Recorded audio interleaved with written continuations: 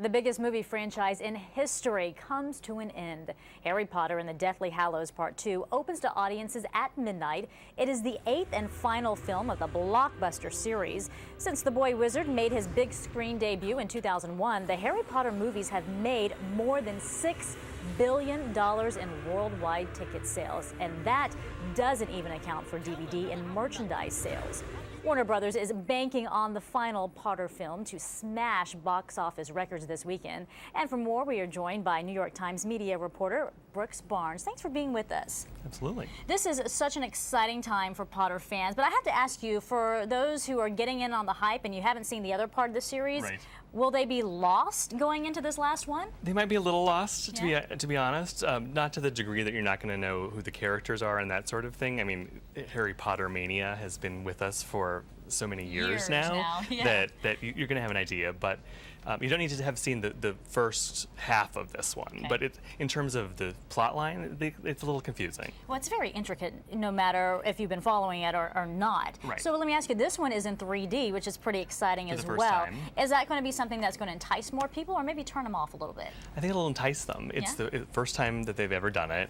And 3D audiences in North America have started thinking, do I really need to see it in 3D? They're kind of looking at the screen like, is that in 3D or not? I just paid $5 extra to see it. But this is one of it's kind of like the once in a lifetime. I've seen all of these other movies. I have to go see this. It's worth paying the extra money. Well, if you think about it, the effects on the other movies that weren't in 3D were just phenomenal. So I can only begin to, imagine what it's going to be like when you do see it in 3D. It's one of those movies because of the effects and the special, the wizardry of it all that kind of lends itself to 3D, and so people should react well. We're looking at, 10 years now, 8 different movies in this series, each of them making close to $1 billion.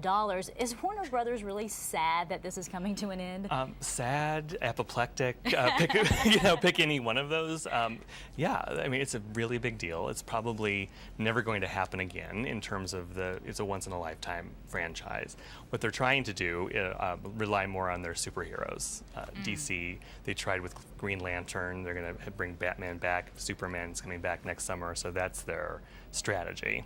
It's a good one, but in the meantime, we have watched the main characters in the Harry Potter series go from preteens to 20-somethings, and as they move on for this, I know we shouldn't feel sorry for them because they've done so well financially and career-wise, but what's it going to be like for them post-Potter?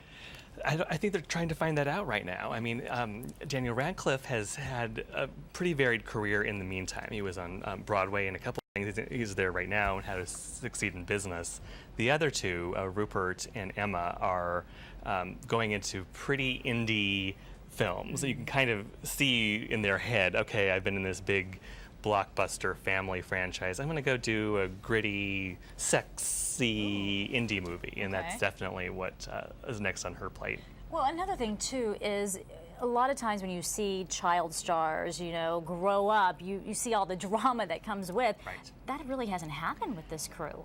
For whatever, I mean, chalk it up to Warner's talent casting department, for one thing. Chalk it up to the kids. They have not gotten into trouble, which often happens, but they've also aged in a way that's kind of appropriate to the characters. It's amazing that they don't even look as old as they are. I mean, because as you followed in the series, they barely aged. Right. I'm kind of jealous. I want to know what they're using.